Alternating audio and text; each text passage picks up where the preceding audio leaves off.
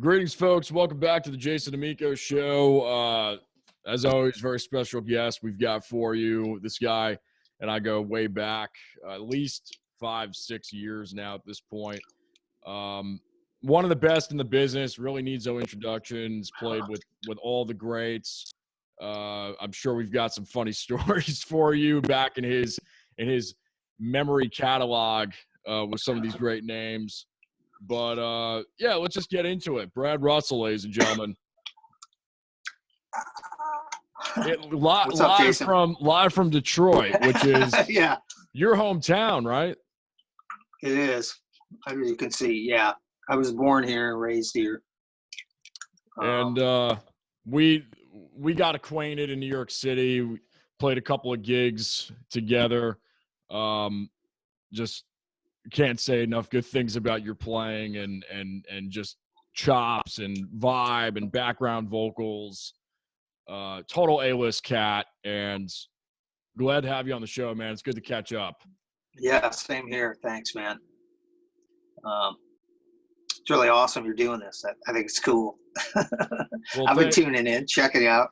Yeah, well, it's unfortunate circumstances that bring us together. It's been really interesting dealing with this COVID situation. It's a lot of mixed emotions. You don't know whether to laugh about it, cry about it, just sit there and stare at the wall, or work really hard and take advantage of this. A lot of mixed emotions, at least that I've gone through with the artistic community. And this show is still going on because of Zoom.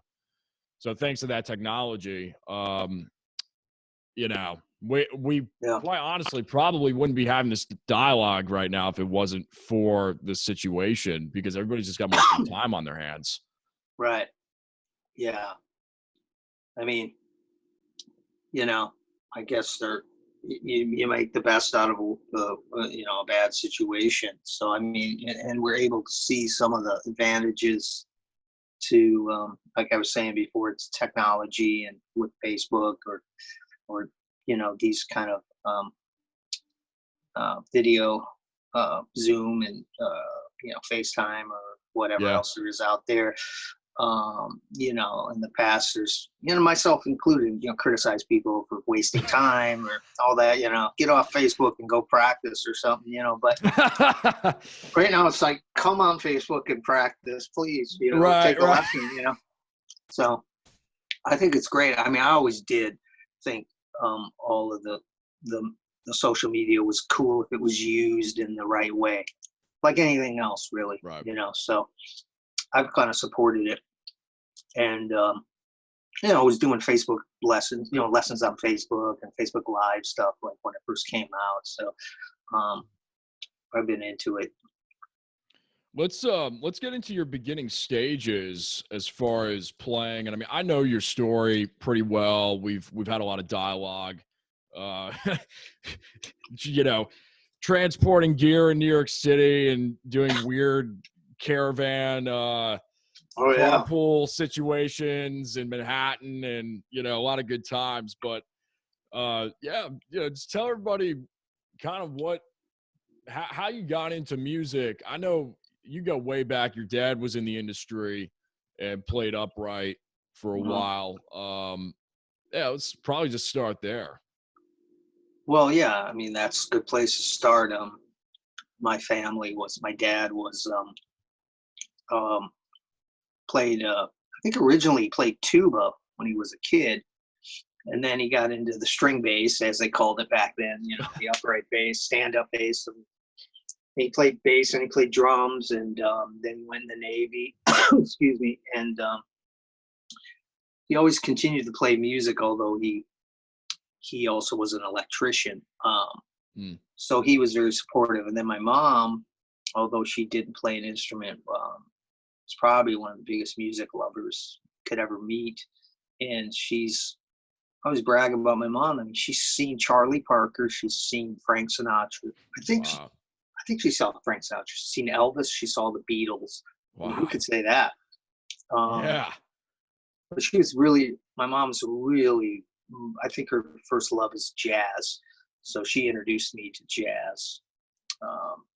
Bill Evans, to be specific, when I was a kid. Took me to see greats like Oscar Peterson and jazz bass player Ray Brown and guitarist Joe Pass and Oh, Ron Joe Carter. Pass. Yeah. Yeah. So I got to see all these people as a kid, just, where other people were going out to, and I'm not knocking, so, they're going to a hockey game or something, or they're going to like, whatever. I was going to see some of the greatest people in jazz. And then, so anyhow, my two brothers, my older brothers were great musicians, still are. And so it was kind of like, I was destined to, wasn't going to be a lawyer or a doctor, although I should have probably, but it was it's kind of where it was heading. So I started pretty young. First, like just singing with my brothers, and I took some guitar, but in high school, and my dad had an upright bass that just sat in the basement in a corner, and I always just look at it. And it was so huge, and I'm just like, gosh, look at that thing. It was pretty intimidating. And then so after guitar, my mom was wanting me to play, I think it was violin or sax, and I wasn't really digging on either of those two instruments. They weren't calling to me. Right. So then I was like, well, what about that big thing in the basement, the bass, So I switched over, and I also dinked around a little bit on electric bass, but mostly my attraction was to the big stand-up bass. And then my brother was the one who he located a really good teacher for me. So I started almost immediately playing classical, which was different from my rest. But they were very natural conditions, just natural. And I felt, kind of naturally the same way, but my mom was really wanting me to do the classical thing. So I went that route. So all throughout like my teen years, from like about 12, 13 to 18, I just studied classical music, and whatever electric bass stuff I did was just on my own, kind of, dinking around, playing Police records or Stanley Clarke or Earth, Wind and Fire and stuff like that. But at the same time, I was like really hardcore classical, studying with the teacher in the Detroit Symphony Orchestra, and I was going to the Interlochen Music Academy up in Traverse City, Michigan, northern Michigan. And I was doing all these orchestra competitions and going to these workshops with these premier symphonic bassists. And so I was heading that route. And then, like, I don't know, man, something happened. I heard Eddie Van Halen, and, I heard Stanley Clarke and Jocko. Right. And I was like, I think I want to do that. So, some disappointment to my mom. I was like, I don't want to play classical anymore. So I decided to, still go to music school. I went to Berkeley in Boston. Kind of, was heading down more, I guess, in the music education world, heading down more of the jazz education route than the classical. Although I didn't want to just be straight jazz guy either. I wanted to play fusion or rock, all kinds of music. So that was it. But I had that really solid foundation in classical that was really valuable, So I found that has helped me many times over the years to have that. So it was definitely not a waste to have that background. Who were some of the major influences, if not the ones that you just mentioned, Jocko and Van Halen, even though his guitar, we'll definitely get into your tapping in a bit. You're one of the best that I've seen, and it's I've just spent a lot of time doing it. That's right. All. I have no life. I just sit at home and tap, or I did do quite a bit of that. But yeah, man, I dug all kinds of music, man. I'm sure you're the same way. Yep. It didn't have to be bass players. Originally, I grew up with the Jackson 5 and the Osmonds. I mean, I loved all that stuff, the Bee Gees and then Earth, Wind and Fire, and being from Detroit, of course, I have memories as a very, very little kid of the Motown hits, as they were hits, some of them, Stevie Wonder and Smokey Robinson, the Temptations, and all that was, Grand Funk Railroad was a big hell yeah band in our house because they were from Michigan. Chicago was another big band that we listened to a lot. This was all my older brothers listening to all this, and me as a little kid just absorbing it. So way before the bass, I was absorbing all the just different kinds of music. And then as I got older, I started seeking out my own, stuff. And I kind of was leaning towards the fusion stuff. My brothers bought me a Return to Forever, Chick Corea, and Stanley Clarke, Al Di Meola, Lenny White. The record was called Romantic Warrior, and it just blew my mind. I never knew a bass could, sound like that. And then I started hearing these guys. It was at a orchestra weekend orchestra thing, state orchestra thing, and we get together with all these other musicians from other parts of Michigan, and they were talking about this guy Jocko, and I had never heard of Jocko. So I checked some of that out, and that was like, I seriously didn't think it was a bass. I was like, what is that, a guitar, or is that like some instrument in between a bass and a guitar?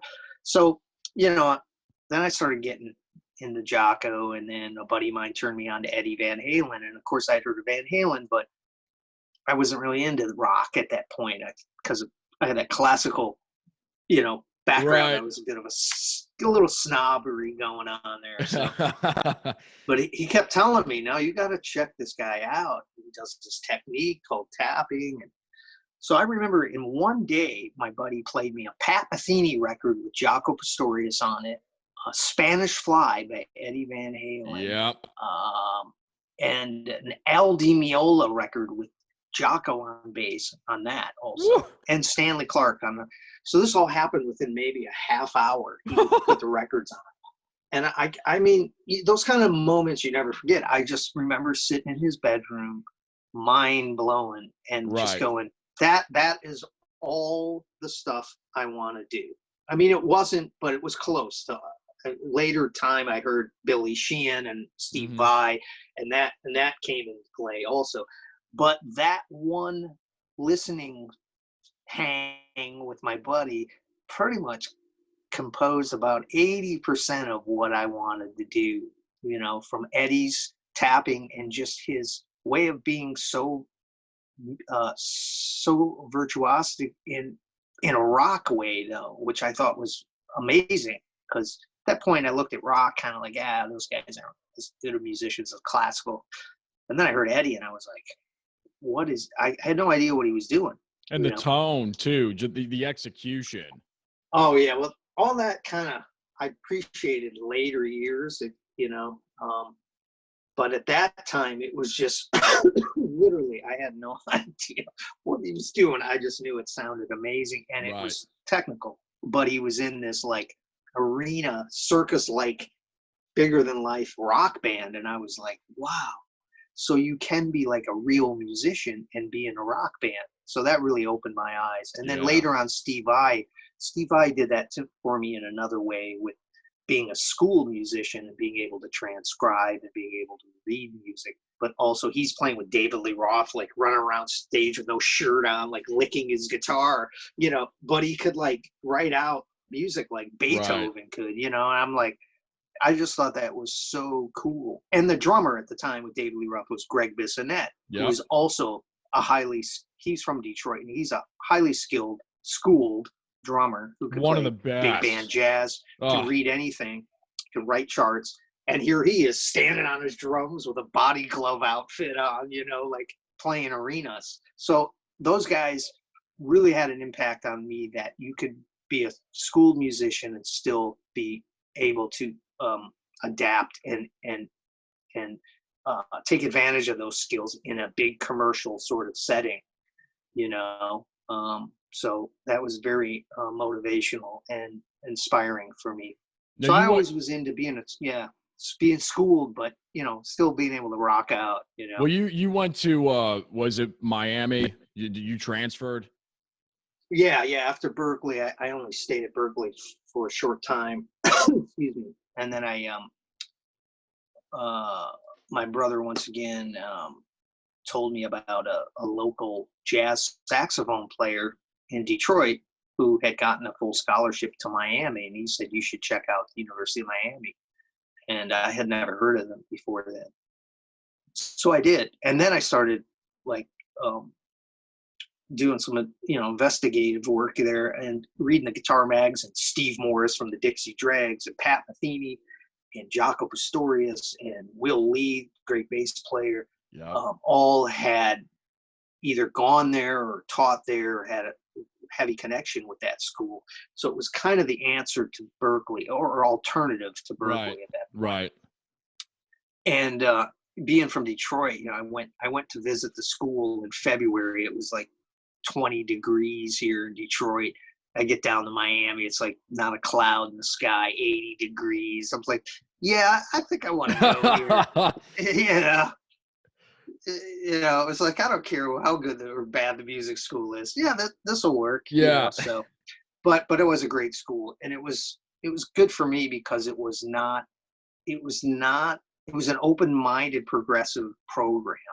And as much as I loved jazz and had the ability to play straight ahead jazz and an upright bass, that wasn't where my heart was at. It was in playing other types of music, from rock to just like instrumental music. So Miami kind of encouraged that, and it was just great. It was a small program compared to Berkeley, but it was no messing around, man. They were like, you had to do your work there. Right. You couldn't skate through the program.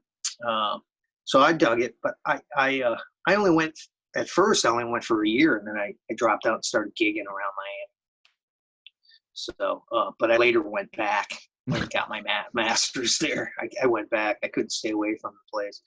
It was a great school. I don't have enough good things to say about University of Miami. It was just, for me, it was the best school I could have chosen to go to. Yeah, that's awesome. Yeah. I've got a bunch of big names on the list. I don't know how I found this. Maybe you posted it on Facebook, and I believe probably not true. That it was. I think it's a video with Dean Castronovo. Is that true? Yeah, I put that. Okay. Oh yeah. That was a while ago when you put that on Facebook. Maybe a couple of years back. But I thought that was. I mean, I didn't know what to think of it. It was hilarious, but it was just amazing because it was like, bro, that's nuts. Well, I mean, for your age, I mean, it always amazes me how you're aware of all these rock dudes from the late '80s and early '90s. They're the best, in my opinion. It's just, same. Well, Dean Casanova is, he's been around a while. I mean, he was originally in what was he in? I mean, he was in this band called Bad English, which was big in the late '80s, and then that was before Journey, right? Yeah. But he was known in the San Francisco Bay Area. I think he was doing records for this producer Mike Varney, who did all the shred stuff, Shrapnel Records. Right. And Dean was this hotshot drummer. I think he's from Oregon, and he would come down to the San Francisco area and do these records. So I knew about him, but then I did that video. It was kind of interesting. I moved out to California, and this producer Mike Varney hired me to do a record, and it fell apart, and he had already paid me. So he said, well, how about in exchange you do this instructional video with Dean Castronova?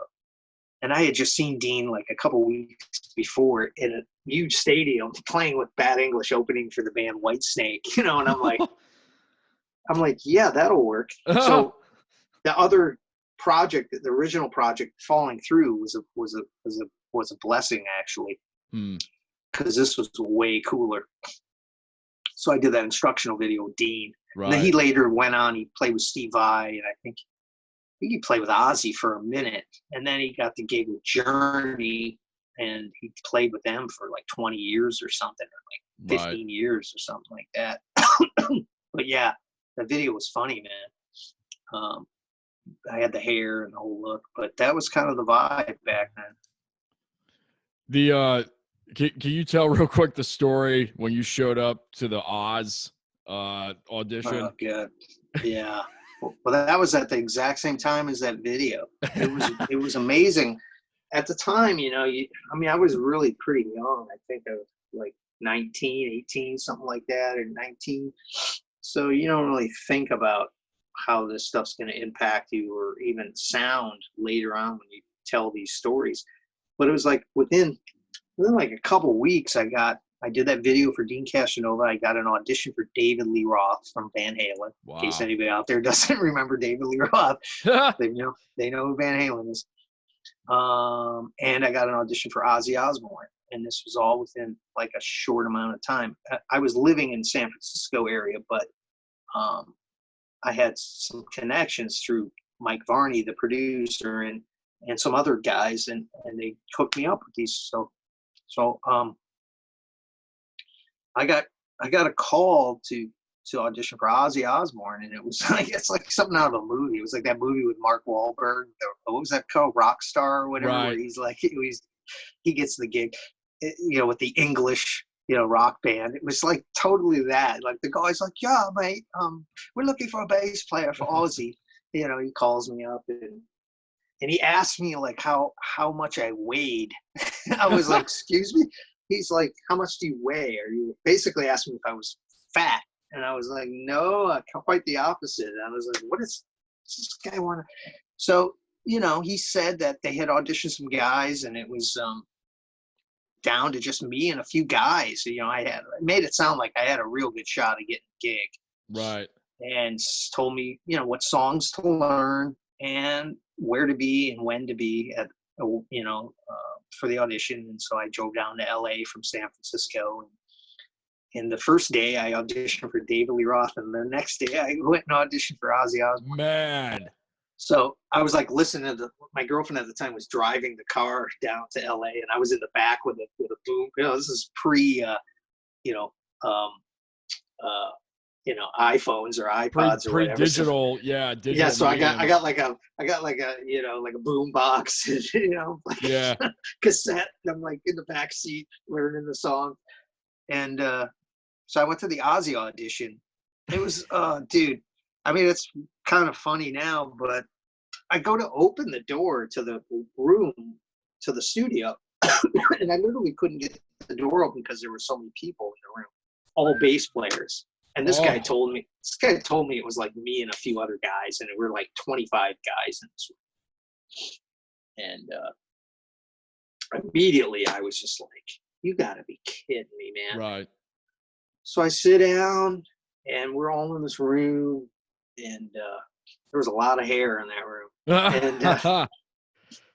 And I waited like a long time, man, probably 2.5 hours to audition. And there were some guys that were in big bands at that time, big rock bands that were auditioning. You know, it's Ozzy Osbourne. Yeah. And I kind of had a feeling, the guy who did get the gig, I kind of had a feeling he was already kind of had the gig or was favored, because I could just see the dynamics between him and the guys in the band with Ozzy. So I went in finally and auditioned, and I plugged in, and they asked me what song I wanted to play, and I remember I played "Bark at the Moon," which I really liked that song. I thought it was a cool song. And they said, "Cool." So I plug in, and I turn around, like, you know, I'm here. I turn around, and Ozzy's like right where my hand is, like right there, and he's just like this, like just. But he had those John Lennon shades of with, I couldn't see his eyes, but it looks like he's just staring right through me. And I just gave some goofy grin and just like, and he took his shades and he went like that, and he looked me up like head to toe, and he put his shades back on. He turned around and walked away, sat back down. I was just like, I don't know what that means. I guess if I'm still here, that means that's good. Or so. So we just started playing, and I have to say, to this point, it was one of the loudest experiences of my life. It was kind of like when you see those pictures of somebody like on like a rocket or something, like strapped to something, that they're going so fast, their skin's like flapping back off their face. That's what I felt like when we started. That combined with somebody punching you in the gut, it was just like, hold on for dear life. I mean, they played really loud, but it was awesome. And that was it. Nobody said a word to me. They just said thanks, shook my hand. And I barely got my bass unplugged, and the next guy was like grabbing the cord out of my hand plug. So it was very much a cattle call sort of thing. I was very much just a number. So Zach Wild was in the room, right? Yeah. It was Zach Wild and a drummer named Randy Castillo, who unfortunately passed away from cancer, I believe. But they were real nice to me, very cool. And, I kind of knew even at a young age, I'm like, I don't have this gig. I think they already have somebody picked out.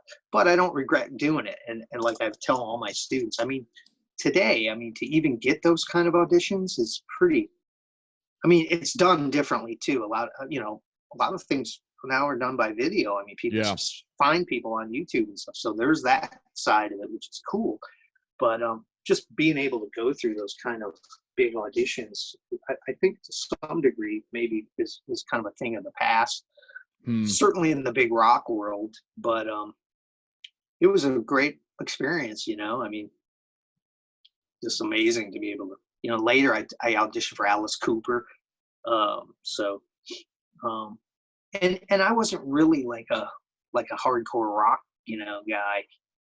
I didn't even know any Alice Cooper songs. I had to learn them for the audition. I'm like, I don't know this shit, but it was like, I love playing music, and it's Alice Cooper, and I'm like, shit, I'll tour with Alice Cooper. Yeah.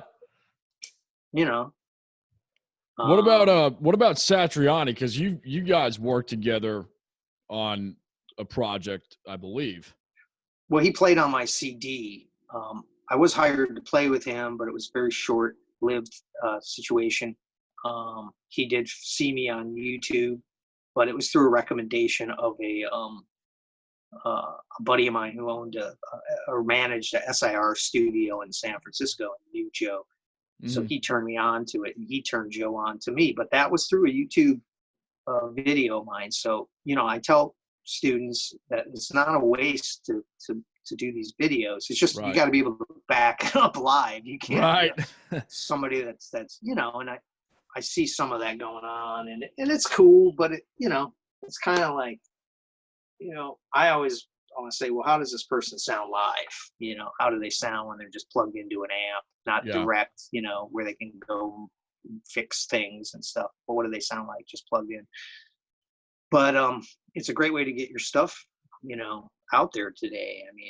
Anybody can view it at any time. It's very accessible. So yeah, that was cool. But I asked Joe Satriani to play on the CD of mine, and he guested on one track and did a really awesome solo. So that was kind of a surreal moment. Yeah. So he was one of my influences. Probably in my early 20s. I remember hearing about him from a friend of mine, and so I got into guitar players like him, and Steve Vai and Yngwie. I loved Yngwie. Oh yeah. Gary Moore, Jeff Beck. Excuse me. So I used to listen to those guys as much as bass players. Yeah, and that's I think the main difference between you and a lot of other guys on the scene is your mid-range and top end is very audible, which is nice, and it's not like that all the time. Sometimes you do have to be really in the low Right. end, Right. Right. and EQ and where you are on the fretboard. Just it's all song based. But what I love is, like, especially when you were playing with New Blue, it just felt like I had another guitar player on stage at times, and it was Uh-huh. kind of interesting to have that dynamic where you could go and just back and forth between bass and guitar solos. And Jason Furman on drums. We got to have him on the show. Yeah, Excellent Jason's. drummer. Oh yeah, Jason's awesome. I think that's who introduced me to you. Jason Yeah, plays on my CDs also. yeah. We went to school together in Miami, but yeah, Is he still he moved, right? He's down in Miami, I think. he went back to Florida. I believe he's teaching at a couple different universities, and he's playing full time down there. But real creative drummer. Just Yeah, I love playing with him. But well, that's cool. That's a compliment, and that's also, like, you're very perceptive, because I view the bass as a guitar. Guys get weird when you say that, but it's like, dude, but here it is.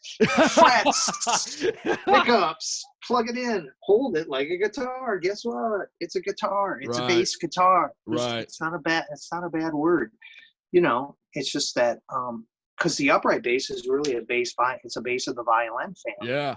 Yeah. So I really think the instrument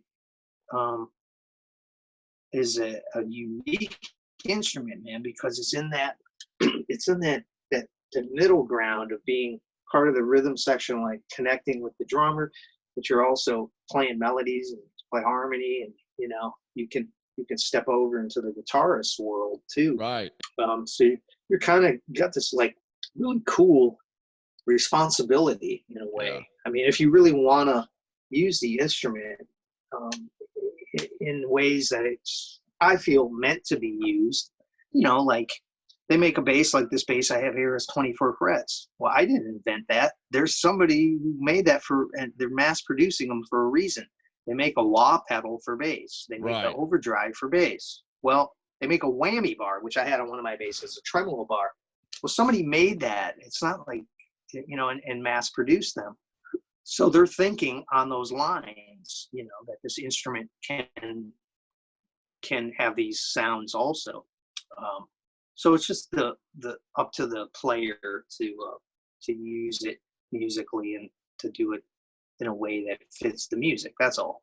One of the things that I love that you do is you do the just the classical pieces, and you do it with tapping.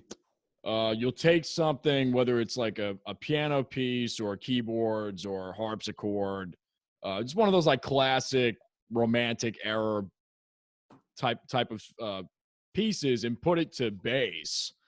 When did that start happening? Was that kind of earlier because you were talking about the classical transition to jazz and to rock? When did you start fudding around with that? Well, I think it was kind of another reason why I was really into Eddie Van Halen, is because he definitely had some of that classical influence in his playing. Yeah. And then I later found out he had studied some classical piano when he was a kid. And although I got the feeling he didn't really dig it when he was a kid, but I could hear the influence it had on him. And I think also the discipline, even though he's a rock guitar player in this Van Halen, the guy had to have practiced a lot to be able to play that stuff. So I think he had that discipline. So I was into that. So I would say kind of really started to, I started to be exposed to that or wake up to that when I heard Eddie play Spanish Fly. Right. And then Yngwie came out, and I'm like, oh my God, this guy's like Bach, and then harmonic minor. Yeah, right. He took like just one little portion of the classical music, but he played the crap out of it. Oh my God. It still does. But yeah, I think it was mostly I had the influence in the background from studying classical, but I didn't really have the inspiration to do that until I heard Eddie Van Halen and Yngwie and then Billy Sheehan incorporated some of that. So I was like, wow, you can be creative, because not to criticize classical musicians, but creativity and improvisation wasn't at the top of the list of what you do. That's why music. I got out of it early. I couldn't quite honestly, I couldn't handle it. I was having like a mental breakdown. Well, it's very much a certain discipline. I mean, you have to develop your technique. There's no way around that. And you do have room to interpret to some degree, but you're reading, but you're reading what's on the page that was written 300 years ago. And the discipline of that is to play that. And some of that stuff's incredibly hard to play. So the discipline there is to play. I guess it would be the same as, in a way, an actor, right? You're an actor. Yep. Memorizing lines, right, and delivering them, and then putting some of your not going off script. Like, you got to read what's written, but you can interpret it a certain way. But you're not free to improvise, really. That does take a certain skill and discipline, and there is some artistic,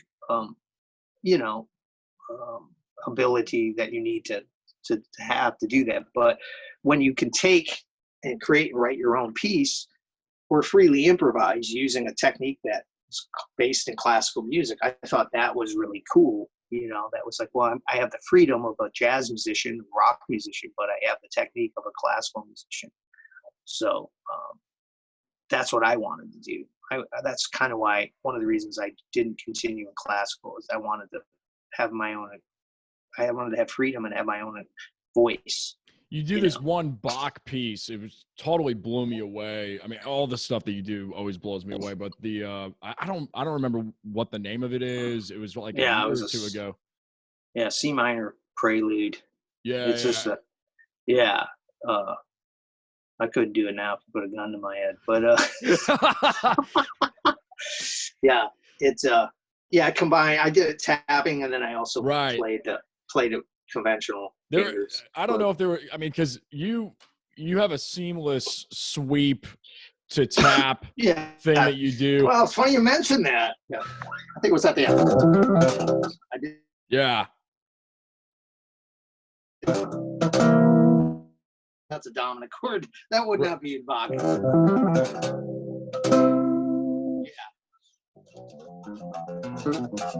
Yeah, it was a little diminished run. I did a sweep. I did something like that. Yeah. When you do your diminished, are you doing? It was more like. Yeah, that's the Bach line. Yeah. No, my question was, when you do your diminished, do you? I mean, I guess there's really one way to play the diminished scale, which is the minor thirds. But I was just curious to see your fingering on it. Do you walk up on your flat 5 starting point for? Yeah, that's it. Yeah, just kind of like that minor third. What you can do? Yeah, you could do like a. Yeah, you could do minor thirds. That kind of thing you could do. And throw the ring finger down on the string below. Yeah. Or you can do like, that's where you're just going up like 4 notes of the minor scale. Then you just go up a half step. Right. That's cool. Yeah, that one on YouTube. That's more a jazz kind of. When did you get into the slap thing? Because I don't call myself a bass player at all, but and I know we got into this discussion at one point. Like, Flea was my big guy, because Flea is like a lot of bass players guy for whatever reason, but just the sound and. Right. Well, he's a very upfront bass player, and extremely. Cool. Yeah, he's got a vibe, and he's very aggressive. I mean, I was kind of digging on the early. Well, what were you saying? Did I get into the slap? Yeah. When did you get in? When did you get into it? Like, who were some of the major influences? Oh, the guys, the main cats. Obviously, like. Although, you know, he didn't slap a lot on the Sly and the Family Stone records. Larry Graham Oh is yeah. noted for the first guy, you know.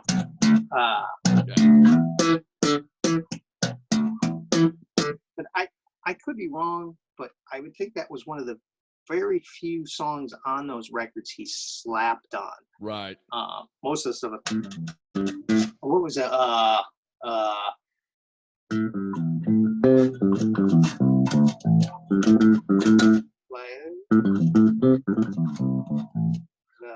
Didn't Bootsy Collins do a little bit of slap at one point? You know, I don't know. I don't know. I'm embarrassed to say I've not listened a lot to Bootsy other than like when he played with James Brown, right. Played on Sex Machine, and that was definitely a different finger vibe. But, right. But the main guys for me were Stanley was the first guy, you know. I mean, I heard Stanley doing like right, doing those thirds like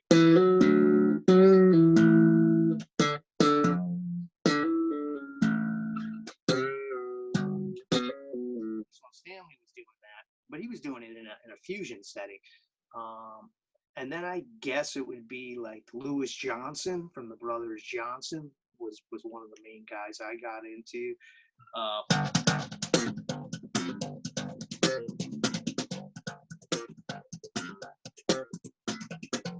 know, he was doing a lot of that very so nasty low end. But he was incorporating it in pop song, you know, hard R&B songs. Right. And then it was just like bass players that I never really learned their names, like the band Cameo. Whoever the bass player was in that band was great. And then, you know, I got into Marcus Miller, who's just one of the best. But I listened to him originally with Miles Davis. And Marcus, you know, was the one I heard doing like a lot of the like incorporating like, you know,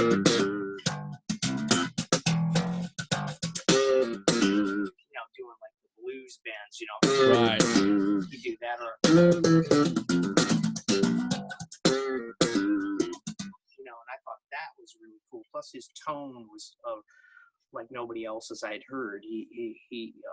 He was using this at the time was a brand new preamp by Roger Sadowski, who's now very famous in the bass world. But and then I got into Mark King from Level 42, the English band, and he was like I've never seen anybody sing and play bass like that. And he was doing like insanely fast, you know. Twice as fast as that, and he was doing like cool, like kind of like the gallop beat, but like yeah. So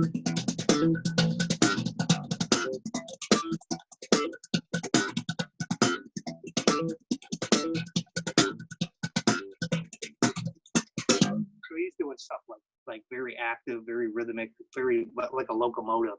Right. So I really got into him. But I'd say, yeah, it was mostly Louis Johnson, Marcus Miller, Mark King, and Stanley for the slap thing, you know. What about some Sheehan real quick? Well, we've got to that. I don't know if you can pull it out of your ass real quick. That's one of those classically influenced things, right? Yeah.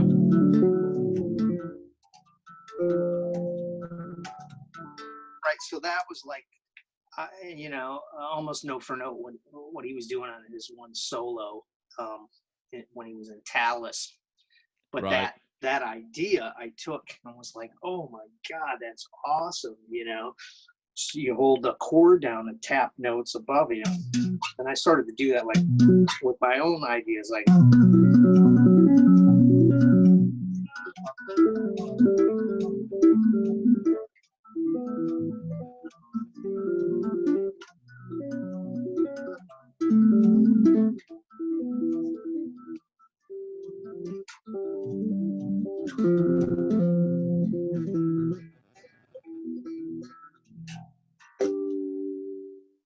So that's not Billy Sheehan note for note. That's mine, but it's definitely influenced by him. Yeah. And then just doing the.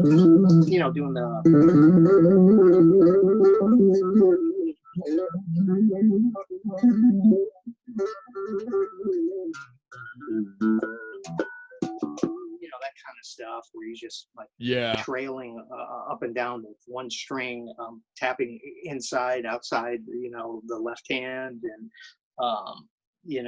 using the harmonics. That was a combination. I got some of that from listening to Billy, but also listening to Jocko, the guitar right? player from. No, actually not. But Jocko did do that. Yeah.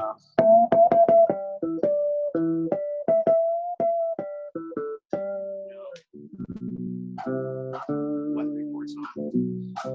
Yeah.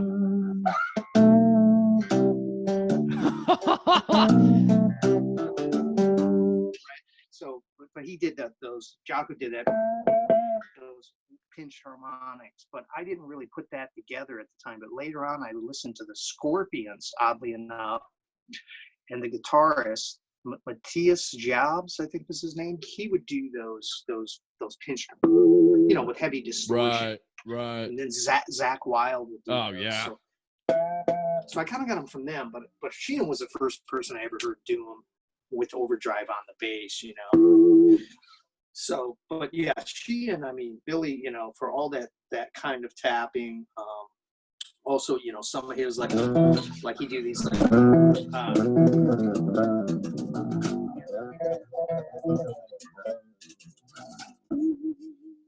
these fast bluesy runs like that, because his finger picking is insanely fast too. He's mostly known for tapping, but he can do all that. Well, he's got I've seen him do all four. Yeah, I think he does 3. Yeah. Or 3? Yeah. Stanley Clarke does all 2. I am so mediocre, or even even be below mediocre with using 3. I can only do it like with the classic, That's what I do. It's hard sometimes, But I've worked on it. But I try to emulate or simulate the Sheehan thing by just kind of trying to do. Yeah, I can only do it. I can't do straight 16th notes with it. I can only do like the classic like the Metallica Gallop. What's his name? The guy before Newstead. Oh, yeah, Cliff Burton. Cliff Burton. Yeah. I don't know why I couldn't remember that. Yeah. It's there's a lot of cool stuff you can do on the instrument, There's so much you can do with that instrument. You can play with a pick. You can play it with fingers. You can, do the tapping, the sweeping, slap. Yeah. You can get a lot of sounds out of it. So, like I was saying, you go from.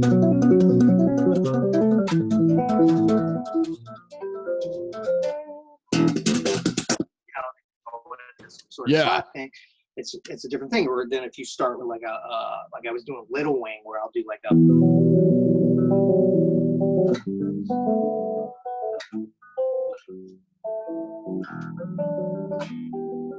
Right, so it's more guitar than harmonics. Tapping. Jeez.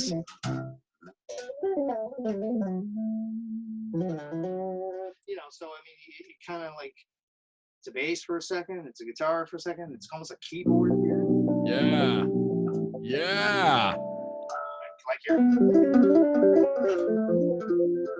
That's more keyboard-like. You go around that.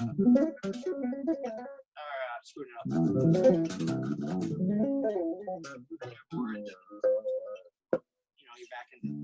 You're back into the guitar kind of a thing. So it kind of can cross over to all those. And then if you're playing Little Wing, like in a trio, like if we were playing it, when I'm back, I'm just.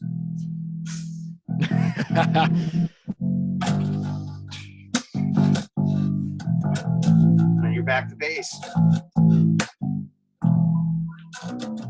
Now maybe I want to fill out.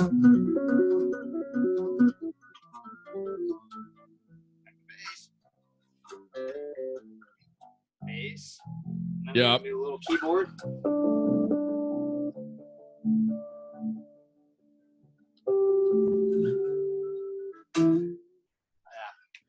That's so good. That song to me is just, yeah. You can just go around and around over and over again on that one. I know, one of my favorites. Me too. It is really. I'm sure didn't we play that? We had to have. Yeah, we played it. Yeah, because I played all the time. I just with the lineup when you were involved, I can't remember, but I'm sure we did. Yeah, we played it. Yeah. Yeah. Moving on. Real quick, best and worst gig experiences in a couple of minutes. You don't need to use any names or anything. If you have any like funny, quick stories on best and worst. Oh man, that's an interesting one. Best and worst. Huh. Wow. Best gig. Like just like a one memory kind of just a thing. Yeah, I mean, just any like highlight moment, or. Yeah. Wow. I don't know, man. That's tough. Well, I think one of the best gigs I had was I played in this Broadway show, Jersey Boys. Oh, cool. And that's one of my favorites. Yeah, it was a great show. It was one of the best gigs I had from just, it was a good, income, steady income. And it was very professional and a really well done production. It was a Broadway show. I mean, it was really well done. I'd say that was one of the best professional gigs I did from that standpoint. I think from playing like creatively, I think like one of the best, most enjoyable performances I've ever had doing my music the best way that I want to do, or the way that's is the most natural for me, is when Jason and I played at Berklee College of Music. We did a clinic there. Yeah. It was a performance / clinic. That video is screaming, man. For some reason, yeah, there's a video of it. For some reason, I didn't really fuck up much that day. I actually played really well, and it was like, it's probably my most favorite moment of playing music ever. Yeah. Like, just from the pure stand, like there were students there who were interested. Right. Captive. The head of the bass. Yeah, they were into what I was playing.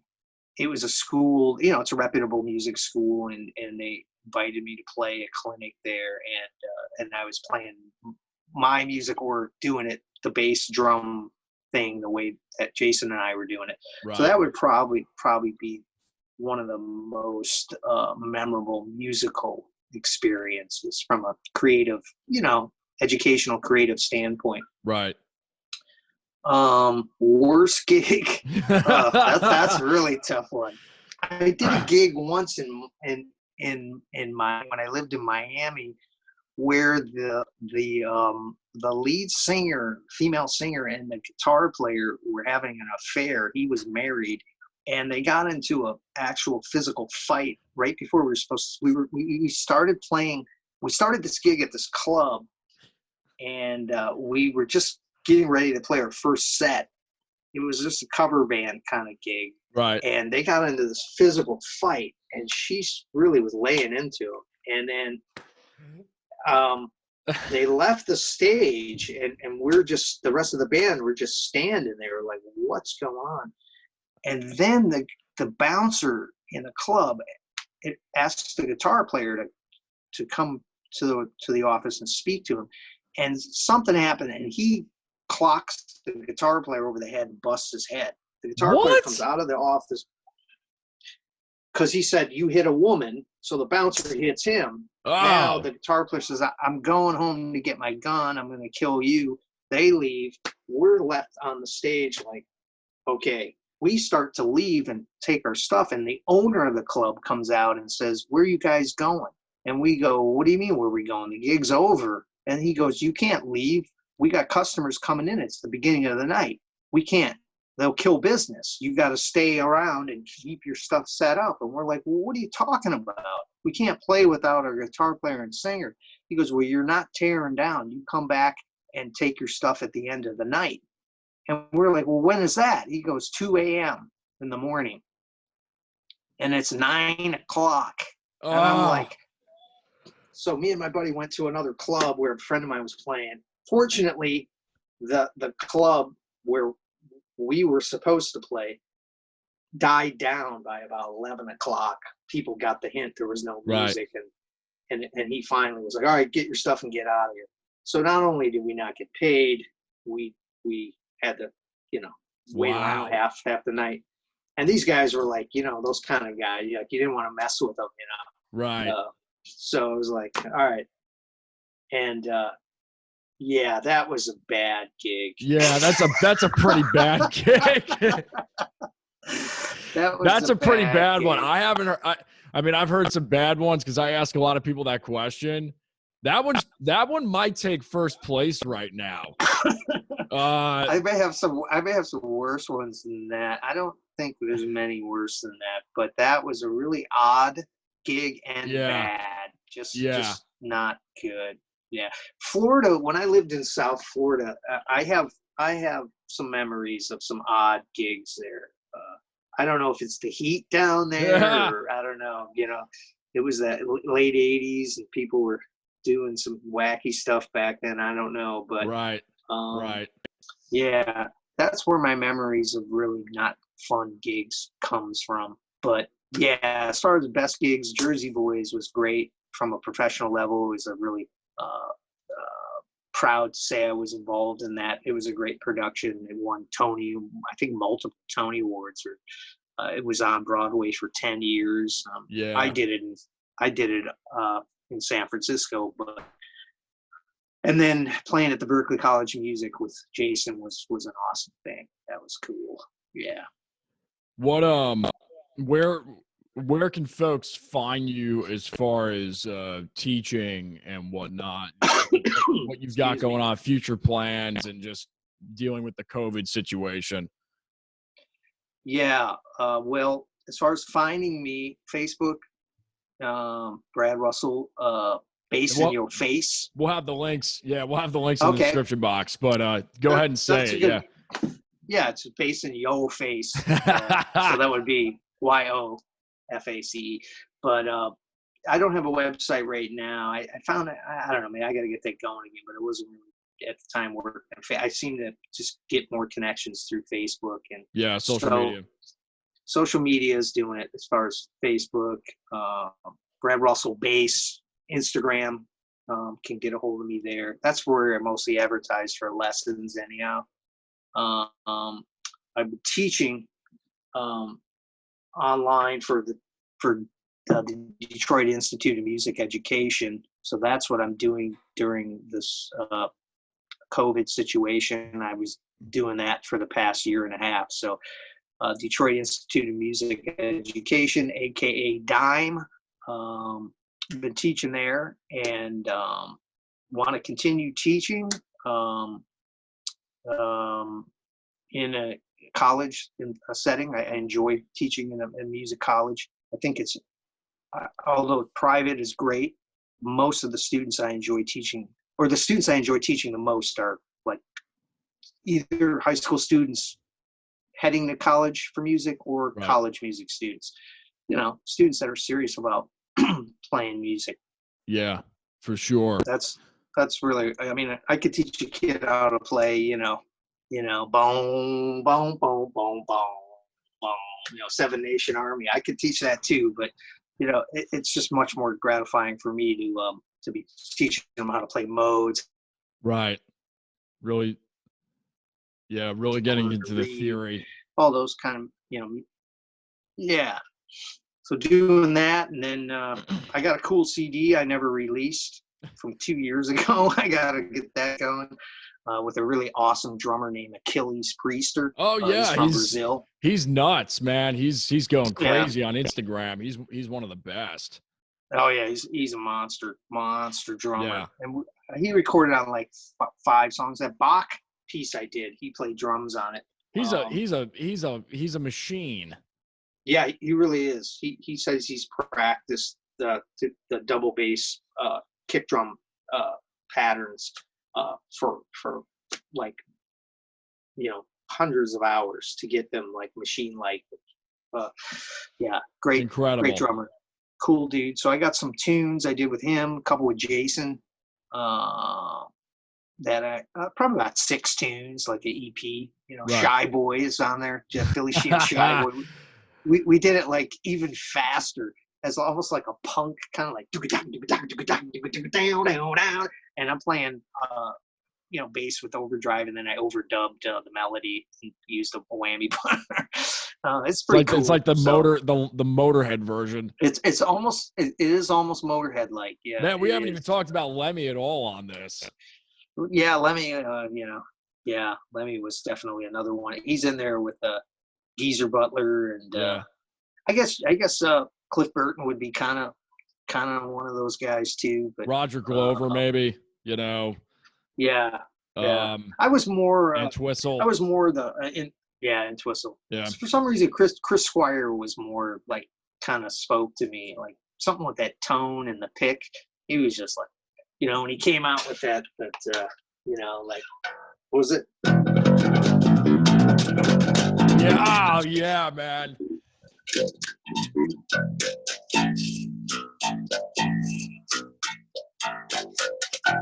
mean, and he had I'm not doing the tone justice right now, but he had you gotta have like a Sans amp or something, kind of like tucked in the mix. Yeah, I mean, he had like that Rick bass with like, I think he had like some overdrive going, probably cranked through like a couple stacks. Who knows? Yeah. It was like a colossal sound. But he left a big impact on me. This is all great. Thanks so much for taking the time to be on. I've got one thing that I like to do at the end, and it's just the shootout section. You may have seen it if you've seen towards the end of the episodes, but I just say a word that's industry related or musically related, and you literally just say the first word that like comes to mind for you. Okay. Classical. Background. Jazz. Hard. Yeah. Or difficult. Well, coming from you, that makes me feel better. Rock. Natural. Yes. Fusion. Cool. Funk. Natural. Yeah. Slap. Cool. Strings. Expensive. Yes. Yeah, especially in your world. Jesus. Not for me. Unfortunately, I have an endorsement with GHS strings. I'm lucky. I used to play GHS for a long time. Pickups. Unnecessary. I should say unnecessary. Insignificant.